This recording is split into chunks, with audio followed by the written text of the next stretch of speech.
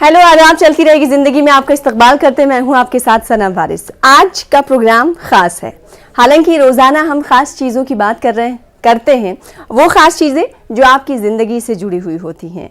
आज एक ऐसी खास बात हम करने वाले हैं आपसे, जिसके बारे में आप जानते तो हैं, देखते भी हैं, लेकिन शायद आपको नहीं मालूम होगा कि एक वक्त में कोई ऐसा शख्स जो 3 ज़बानों में महारत हासिल रखता हो कैलीग्राफी का, यानी फ़न ख़त्ताती का। तो फ़न ख़त्ताती अपनी जानिब हमें राग़िब ज़रूर करता है, लेकिन क्या इस वक्त इस फ़न की तरफ लोगों का जो तवज्जो होना या फिर दिलचस्पी कम हो गई है या नहीं, या फिर जिस तरह से फ़न ख़त्ताती को लोग पसंद करते हैं उस तरह से उसकी तरफ, यानी कैरियर का ऑप्शन फ़न ख़त्ताती में, कैलीग्राफी में देखना चाह रहे हैं या नहीं चाह रहे हैं। ये तमाम सवाल इसलिए करेंगे क्योंकि हमारे साथ आपसे कुछ देर बाद एक ऐसे कैलीग्राफर होंगे जिन्हें 3 ज़बानों में ख़त्ताती की महारत हासिल है।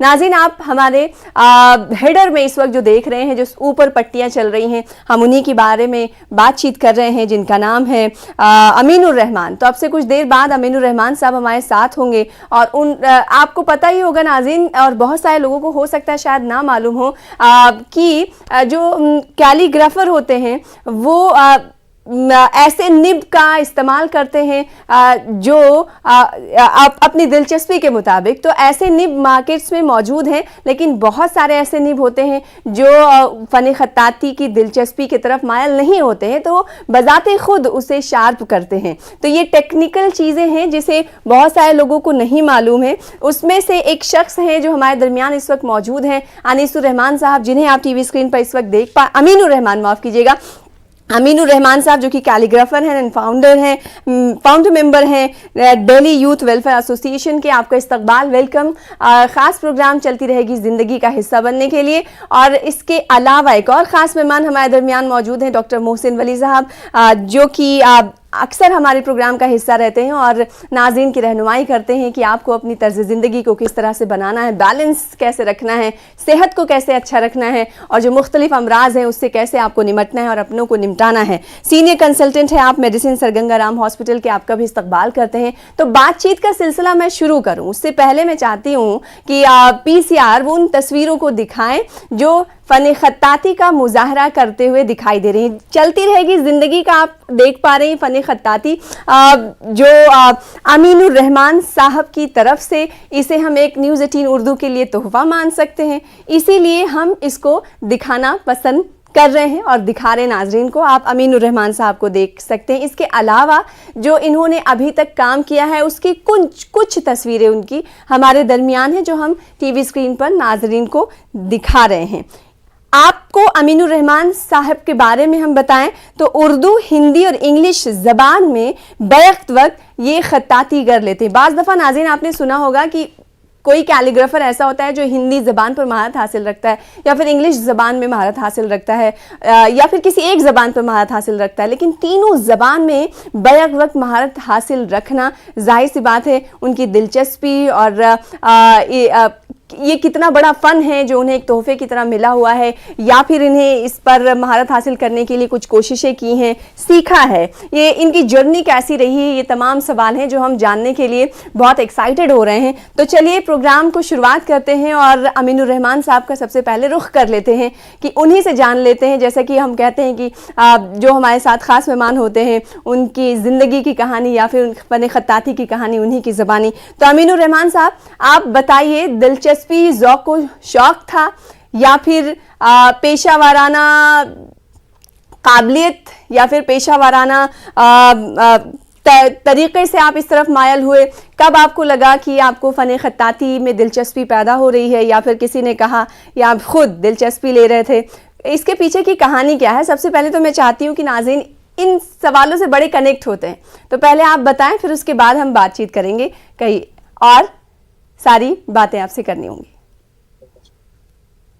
हम ये बचपने से शौक था कैलीग्राफी सीखने का, डिजाइनिंग सीखने का, और क्या इसके बाद जो है मैंने इसकी कैलीग्राफी की डिजाइनिंग वगैरह भी सीखी, ग्राफिक डिजाइनिंग सीखी। उसके साथ हिंदी, इंग्लिश और उर्दू की कैलीग्राफी में बचपन से करता आ रहा हूँ। मुझे शौक था काम करने का, सीखने का और क्या नाम है चीजें बनाने का। जब मैं इस पे क्या नाम है मेरा शौक बढ़ता रहा तो मैंने इसको जो है अपने प्रोफेशन में शामिल कर लिया है। अब क्या मैं अपने शौक के हिसाब से भी करता हूँ और प्रोफेशन के हिसाब से भी करता हूँ। तो हम्म, दोनों मतलब इसमें शौक और ज़ौक दोनों चीजों को मिला के मुझे अब मैं प्रोफेशन के अंदर इसको इस्तेमाल करता हूँ। क्या बात है। तो बचपन की आपने बात कही कि बचपन से ही आपने इसकी शुरुआत की थी, तो क्या आप किसी चीज को देखकर मायल हुए थे या फिर खुद ब खुद ये शौक हुआ था कि आपको इस तरफ जाना, या किसी ने कुछ कहा था? बाज दफा ये होता है ना, हमने किसी को देखा होता है बचपन में कि वो कर रहे होते हैं तो हम ज्यादा इंस्पायर होते हैं, इंटरेस्ट लेते हैं। तो ये जी कौन सा हमारे क्या क्या था आपके साथ, क्या हुआ था जिसके बाद आप इस? जी, हमारे मोहल्ले में एक दो कातिब थे बचपने में, वो किताबत करते थे। क्या मैं बात। कभी कभी जाके उनके पास खड़ा मैं उनके पास कभी कभी जाके खड़ा होया करता था, देखता था। हम्म। मगर मेरे अंदर वो बचपन से ही ये आदत थी कि कुछ ना कुछ लिखता रहता था, बनाता रहता था। हम्म। और बचपन में मैं इसमें तख्ती पे भी लिखता था। स्कूल में, मदरसे के अंदर, मस्जिद में जब पढ़ने जाते थे वहां पर भी सिखाते थे। हम्म। तो वहीं से मुझे बचपन, जब मेरी उम्र 15 साल की थी उस वक्त से मुझे ये शौक था और वहीं से मुझे शौक लगा ये। 15 साल की तो उम्र में आपने फन खत्ताती करना शुरू कर दिया। और मैंने कब खत्ताती आप करने प्रोफेशन कब से इसे आप मान रहे हैं, या प्रोफेशन की तरफ कब बढ़े आप फन खत्ताती को लेकर? प्रोफेशन की तरफ जब मैं स्कूल 12 पास कर ली, जब मैं कॉलेज गया तो उसके बाद फिर मुझे ये प्रॉपर मैं इसको काम को करता रहा, सीखता रहा। बाकायदा मैंने अपने उस्ताद बनाया, उनसे मैंने सीखा। उन्होंने मुझे हिंदी और इंग्लिश की कैलीग्राफी सिखाई। उर्दू की कैलीग्राफी मैंने जो है वो दूसरी जगहों से सीखी, मदरसे में सीखी, मस्जिद में सीखी, स्कूल में ये पढ़ करवाते थे वहां सीखी। और हम्म। तीनों जबानों को फिर मैं बराबर इसको इस्तेमाल करता रहा। और हमारे डिजाइनिंग के अंदर तीनों लैंग्वेज का बड़ा इसमें वो जरूरत पड़ती थी, उर्दू की भी, हिंदी की भी, इंग्लिश की भी। तो हम्म। अपने हाथ से वो किताबत करके, उर्दू हिंदी इंग्लिश की किताबत करके मैं अपने डिजाइनों में खुद इस्तेमाल करता था। क्या बात है। तो कई और सवाल हम जी करेंगे जो नाज़रीन इस वक्त आप अमीनुर रहमान साहब को इस वक्त देख रहे हैं, उनसे भी आप सवाल कर सकते हैं। कई ऐसे कैलीग्राफर्स होंगे जो इस फ़न पर महारत हासिल रखते होंगे, लेकिन शायद उन्हें पता नहीं है कि आगे इस को प्रोफेशन कैसे बनाया जाए। तो उनसे सवाल जवाब भी कर सकते हैं और उनसे मशवरे भी ले सकते हैं। और फिलहाल आगे बढ़ते हैं। डॉक्टर मोहसिन वली साहब का रुख करूंगी मैं। मोहसिन वली साहब, कुछ दिन पहले एक खबर में पढ़ रही थी कि एक एक्ट्रेस जी है यहाँ की, कर्नाटक की शायद, हाँ बेंगलुरु की एक एक्ट्रेस हैं जिन्होंने फैट रिमूवल सर्जरी कराई थी, फिर उसके बाद कुछ कॉम्प्लिकेशंस उन्हें हुए और फिर उनकी डेथ हो गई। तो ये फैट रिमूवल सर्जरी का बड़ा क्रेज चलने लगा है मौजूदा वक्त में। लोग पसीने बहाना नहीं चाहते, लेकिन खूबसूरती के लिए, फिजिक के लिए फैट रिमूवल सर्जरी का सहारा लेते हैं। तो क्या ये इस केस को देखने के बाद आपका मशवरा और आपके ख्यालात क्या हैं? जी बिल्कुल, आपने सही स्टोरी को सिलेक्ट किया इस वक्त बात करने के लिए। सबसे पहले तो मैं ये बताना चाहूँगा उन सब जो लेडीज़ हैं, ख़ास तौर से लेडीज़ और जेंट्स आजकल दोनों ही करा रहे हैं, कि जिस तरह से कुदरत ने फैट को डिस्ट्रीब्यूट किया स्मूथली बॉडी में, उस तरह से हम उसको नोच नहीं सकते स्मूथली। इसको नोचा जाता है, बाकायदा सक किया जाता है। और ये एक ब्लाइंड प्रोसीजर होता है जिसमें हमको ये दिखाई नहीं देता है कि हमारा वो इंस्ट्रूमेंट जहाँ वो फैट को हाई प्रेशर से सक्शन कर रहा है वो किस ऑर्गन को टच कर रहा है, एक बात। और अगर बिल्कुल प्रिसाइजली फैट रिमूव भी हो जाए तो उसके साथ बहुत बड़ी तादाद ब्लड की भी रिमूव होती है। तो आप एक तरफ से फैट भी निकाल रहे हैं, दूसरी तरफ से आपको एनीमिया हो रहा है। तो ये कोई बहुत ही दानिश्वरी का फैसला नहीं है, और ये चूंकि इसका चलन हो गया है और ये बहुत ही ख़ास इसके इंडिकेशंस होते हैं। इसको लाइपोसक्शन कहते हैं। लाइपो मीन्स फैट और सक्शन मीन्स उसको सक करना। अगर हम कोक की बोतल से कोक सक करते हैं तो हमको पता चलता रहता है कि कितना इसमें बाकी रहा है और कितना हमने सक कर लिया है पाइप से। बिल्कुल यही मैकेनिज्म होता है इसका। और फैट को सक किया जाता है क्योंकि बॉडी टेम्परेचर पर फैट सेमी लिक्विड होती है। और ये मैंने कई पेशेंट्स के कॉम्प्लिकेशन देखे हैं। उनका तो बिल्कुल ये बताया गया था कि लंग्स में पानी भर गया था। मेरे एक दोस्त थे, उनको एक हर्निया था एब्डोमेन का, और वो फैट रिमूवल में वो हर्निया बर्स्ट हो गया और उसका पता नहीं लगा। तीसरे दिन उनको बुखार आया और हॉस्पिटल गए, फिर भी डॉक्टर्स ने सस्पेक्ट नहीं किया। फिर हमारे गंगाराम में वो आए तो हमने सीटी स्कैन में पता लगाया कि इंटेस्टाइन लीक होकर उनका सारा जो फुजला है पेट में फैल चुका है, बचने की कोई उम्मीद नहीं थी। सर्जिकल टॉयलेट किया गया उनका, यानी उनका जो फुजला फैल गया था पेट में उसको बाकायदा उसी तरह धोया गया जैसे हम लोग पखाना धोते हैं, और वो बच गए। प्लास्टिक सर्जरी भी करनी पड़ी क्योंकि वो बहुत बड़ा उनको जख्म बन गया था। तो ये सब चीजें होती रहती हैं और ये छुप जाती हैं अगर डेथ ना हो तो। और लोग चूंकि ये कराते हैं अपनी एस्थेटिक उसके लिए, परफॉर्मेंस के लिए, तो ये चीजें बाहर कम आती हैं। लेकिन अगर डेथ हो जाती है या कॉम्प्लिकेशन हो जाता है तो ये न्यूज बन जाती है। तो मैं सबसे यही कहना चाहूंगा कि जब हमारी बॉडी को जिस तरह से खूबसूरती से खुदा ने बनाया है उसको हम बदसूरत क्यों बनाना चाह रहे हैं। अगर हम फैट को रिमूव कराएंगे तो कहीं से गड्ढा हो जाएगा, कहीं से उभरी रह जाएगी। तो ये एक स्मूथ ऑप्शन नहीं है, और ऐसे लोगों को फिर फैट बहुत जल्दी बढ़ता भी है अगर वो खाने में एहतियात नहीं रखते। जैसा कि आपने भी बहुत अच्छे से बताया कि दे डोंट स्वेट। अगर आप एक्सरसाइज नहीं करेंगे और आप लाइपोसक्शन करा लेंगे तो बाद में आपको उससे ज्यादा फैट इकट्ठी हो जाएगी जितना आपने निकलवाई है, और जो ब्लड लॉस हुआ है उसको आप कैसे कंपेंसेट करेंगे। तो ये एक बड़ा सवाल पैदा हो जाता है। और तीसरा ये ब्लाइंड प्रोसीजर है। ब्लाइंड प्रोसीजर उसको कहते हैं जिसमें हम बगैर देखे जिस्म का कोई उज़ू निकालते हैं। फैट भी एक ऑर्गन है, फैट एक सिस्टम है बॉडी का, फैट कंटूर्स देती है, और फैट जो है बॉडी के लिए जरूरी भी है। लेकिन जब ये इतना नुकसानदेह है फिर हो क्यों रहा है? क्योंकि जाहिर सी बात है ये डॉक्टरों की टीम और एक बड़े बड़े एक्सपर्ट्स की टीम ये करती होगी। जब इतना नुकसानदेह है तो इसको तो बैन करना चाहिए। देखिए, अभी आपने सुना होगा कि हाई कोर्ट ने बहुत हाल ही में, जैसे कि आपने ये न्यूज पढ़ी है, उन्हीं दिनों एक न्यूज आई थी कि हेयर ट्रांसप्लांट की जो क्लिनिक्स हैं वो बहुत ज्यादा मशरूम कर रही हैं, इसको भी रेगुलेट करना है। तो इस तरह की जितनी ये कॉस्मेटिक सर्जरी है इसमें बहुत सी कॉस्मेटिक सर्जरी आती हैं। आपने एंजेलिना जोली का किस्सा सुना होगा जिसने अपनी दोनों ब्रेस्ट रिमूव करा दी थी, इम्प्लांट्स लगवा लिए थे क्योंकि उसके माँ के अंदर कैंसर हुआ था और उसके अंदर वो जीन देखा गया था। तो ये बहुत से लोग एक्साइटमेंट में, या इसको कहूंगा मैं, अपनी सोच की इंतहा कर देते हैं वो के, क्योंकि मतलब मैंने तो उस सेमिनार में जहाँ ये केस इसका प्रेजेंट हुआ था मैंने खड़े होकर कहा कि अगर आंख के कैंसर का जीन है बॉडी में तो आप आंख ही निकलवा देंगे।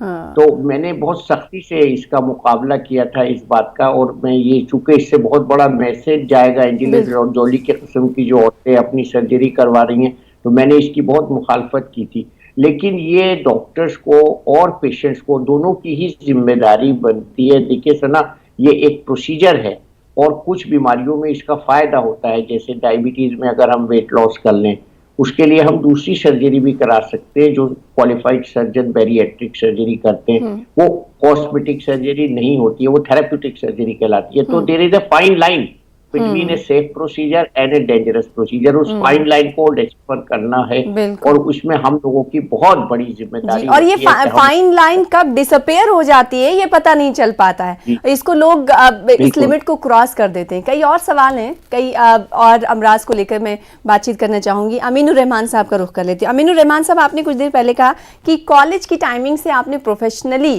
फन खत्ताती की शुरुआत कर दी थी। बचपने से आपने कहा तकरीबन शायद 12 साल की उम्र से आप फन खत्ताती पर तब आजमाई कर रहे हैं। मेरा सवाल आपसे ये है कि तब से लेकर अब तक आपने, जाहिर सी बात है हजारों आपने कैलीग्राफी अब कर ली होगी, कुछ बता पाएंगे नाज़रीन को कि कितने आपने कैलीग्राफी के आर्ट्स बना रखे हैं अभी तक, या कुछ अंदाजे के मुताबिक कुछ बता पाए आप? तो अमीनुर रहमान साहब, आवाज मिल रही है आपको? क्या नाम है मैडम, मैंने तो काफी कैलीग्राफी के नमूने तैयार करे हैं। हाँ। ये मैं तादाद में आपको बता नहीं सकता, कुछ नमूने मेरे हाथ में हैं जो मैं आपको दिखाना चाहता हूँ। बिल्कुल, क्या बात है। ये कैलीग्राफी है, मॉडर्न कैलीग्राफी उर्दू में जी। ये भी मॉडर्न कैलीग्राफी है, ये भी उर्दू में है जी। ये हिंदी में मैंने करी है। ये किताब का टाइटल है, इसका हेडिंग है इसकी जी। थोड़ा सा ऊपर और करिए। तेरी शक्ल की, क्या लिखा हुआ है? तेरी शक्ल की उदासी। जी जी। ये खत शिकस्ता में है, फिरदौस लिखा हुआ है। ये क्या बात है। जबरदस्त। अच्छा, तो आप मतलब बहुत जबरदस्त कैलीग्राफी करते हैं और आपका बहुत शुक्रिया। आपने न्यूज़ 18 उर्दू के लिए चलती रहेगी ज़िंदगी प्रोग्राम के लिए भी आपने हमें इसे हम तोहफा मानते हैं, इसके लिए बहुत शुक्रगुजार हैं। न्यूज़ 18 उर्दू की टीम आपका शुक्रिया अदा करता है। मैं ये जानना चाहूँगी, शुरू से लेकर अब तक फ़न ख़त्ताती को लोग बहुत पसंद करते हैं, लेकिन इसमें मुलाजिमत की राह हमवार करना नहीं चाहते, मुलाजिमत तलाशना नहीं चाहते। आपको लगता है कि क्या वजह है इसके पीछे? सर मैम इसकी वजह जो है वो कंप्यूटर आने की वजह से फन खत्ताती बहुत पीछे चली गई है। और बहुत कम लोग फन खत्ताती को समझते हैं, सीखते हैं, करते हैं, पहचानते हैं, शौक रखते हैं। उनकी तादाद बहुत कम हो गई है। और क्या नाम है, कंप्यूटर की स्पीड हमारी किताबत से 100 गुना ज्यादा है। बिल्कुल। तो पहले जो किताबत होती थी किताबों के लिए, उसमें बहुत टाइम लगता था। इसके अंदर एक दिन के अंदर 50 पेज कंपोज कर लेता है कंप्यूटर पे आदमी। पहले जमाने के अंदर 10 पेज भी बड़े मुश्किल से लिखे जाते थे और उसके अंदर फन का मुजाहरा होता था। इसके अंदर फन का मुजाहरा नहीं होता, जो हम इनपुट देते हैं वही कंप्यूटर आउटपुट देता है। अब उसकी क्या नाम, नौकरियों का स्केल बहुत कम हो गया है। पहले नौकरियों का स्केल था, अच्छा खासा था पहले, अब बहुत कम रहेगा यार। नहीं तो कभी क्या आपको लगा, आपने जैसे कहा नाज़रीन, जैसे कि हम सब जानते हैं, जैसे जैसे ज़माना है, टेक्नोलॉजी आगे बढ़ती है, वैसे वैसे पुरानी चीज़ें थोड़ी दूर चली जाती हैं, दस्तरस से दूर चली जाती हैं। जैसे कि अभी अमीनुर रहमान साहब ये कह रहे थे कि अभी क्विक एंड फास्ट चीज़ें होने लगी हैं, तो लोग अब फ़नी ख़त्ताती की तरफ इसलिए माइल नहीं होते कि एक दिन में 10 पेजेस ही और कंप्यूटर इसके बनिस्बत 50 पेजेस टाइप कर देगा। अगर कोई टाइपिंग करने वाला बंदा है, ये फ़नी ख़त्ताती करने अब में महारत रखता है, तो वो कंप्यूटर के ज़रिए हासिल कर सकता है। इसी वजह से लोग मुलाजिमत की राह इस तरफ नहीं तलाशना चाहते हैं। क्या आपको कभी ऐसा फील हुआ कि मैं इस फील्ड में मैंने आकर गलती की है? शौक तो आपका था ही, जाहिर सी बात, जिन्हें शौक होता है उन्हें कम ही ऐसा महसूस होता है, लेकिन क्या कभी ऐसा लगा कि आप किसी और पेशे की तरफ जाते तो शायद आपको ज़्यादा वहाँ से एक्सपोजर मिलता?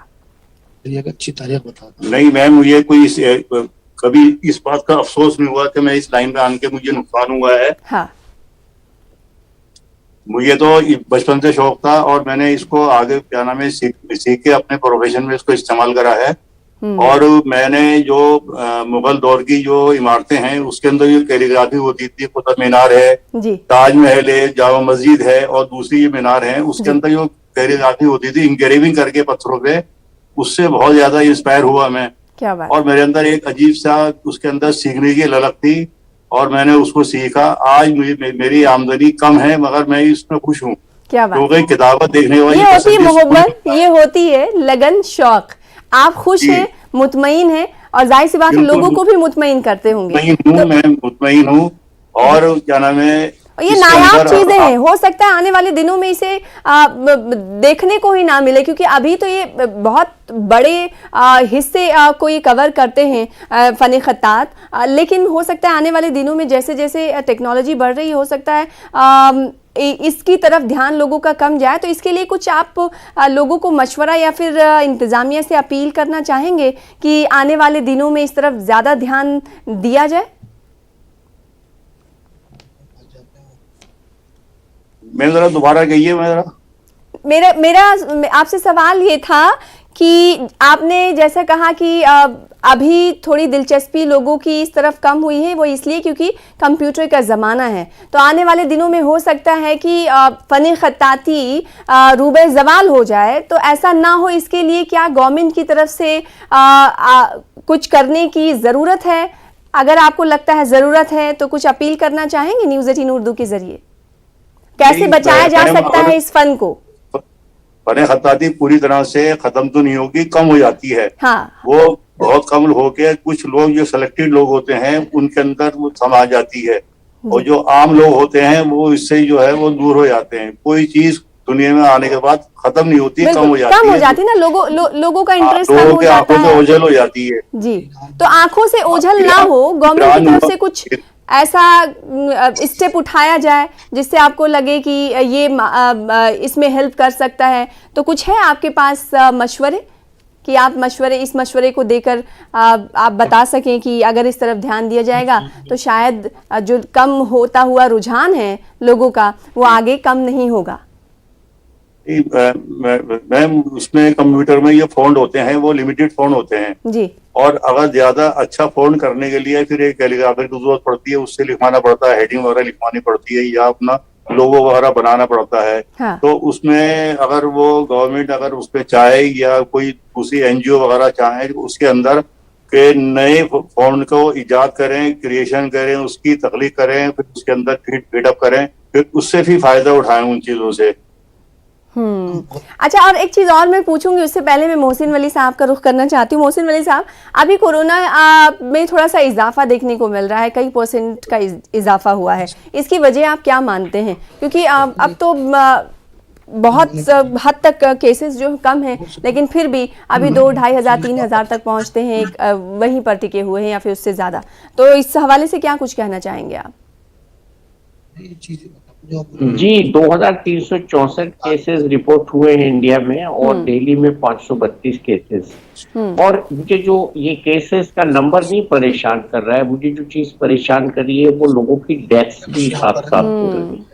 अभी क्या है ना, हम लोग ये मास्क का इस्तेमाल थोड़ा ढीला हो गया है। ये मास्क जो है ये बहुत जरूरी है, मैंने सिर्फ आपके प्रोग्राम के लिए हटाया है। ये मास्क की इसकी हिफाजत है जी, और थोड़ा सा इसमें एहतियात की जरूरत है। देखिए, नॉर्थ कोरिया में आर्मी मैनेज कर रही है, कोरोना इतना बढ़ गया है और वहाँ वही वायरस जो हमारे यहाँ था वही बढ़ रहा है। लेकिन हमारे यहाँ अभी अभी मेरे पास एक मोहतरमा फोन आया था कि उनके काम वाले को कोरोना डिटेक्ट हुआ है। तो मोर्टेलिटी रेट जो बढ़ रही है, तो इसका मतलब ये समझा जाए कि इन्फेक्शन रेट भी बढ़ा है? जी, बढ़ रहा है और शायद जितने हम टेस्ट कर रहे हैं वो मैं कहूँगा उससे ज्यादा करें तो शायद और ज्यादा मरीज सामने आ जाएंगे। तो हमको टेस्टिंग में अभी कोई भी ढीलापन नहीं बरतना है और हमको मास्क लगाने में और कोविड प्रोटोकॉल जो हमारा है, कोविड एप्रोप्रिएट बिहेवियर जिसको हम कहते हैं, और ये सब मेरे पास है, मैं इस्तेमाल कर रहा हूँ। देखिए, सैनिटाइजर है। बिल्कुल, अब तो हर किसी के बैग और पॉकेट्स में भी होता है, लेकिन फिर भी नजरअंदाज लोग करते हैं। आखिरी सवाल मैं चाहूंगी कि अमीनुर रहमान साहब से करूं। अमीनुर रहमान साहब, आपका कितना अरसा हो गया फन खत्ताती करते हुए, और उर्दू, हिंदी और इंग्लिश, क्योंकि इंग्लिश थोड़ा वाइब्रेंट लोग बोलते हैं कि ज़्यादा लोगों की पसंद होती है इंग्लिश कैलीग्राफी, तो अभी भी उसकी डिमांड है। मैं चाहूँगी कि एक कैलीग्राफर बताएं कि इन तीनों कैलीग्राफी की कितनी डिमांड है और कहाँ तक है, बताइएगा। और इसके अलावा आप बताइए कितना अरसा हो गया आपको इस फन पर महारत हासिल करते हुए और इस तबाज़माई करते हुए? पहले तारीख बता। मैं इसकी पहले तारीख बताता हूँ आपको फन खत्ताती की।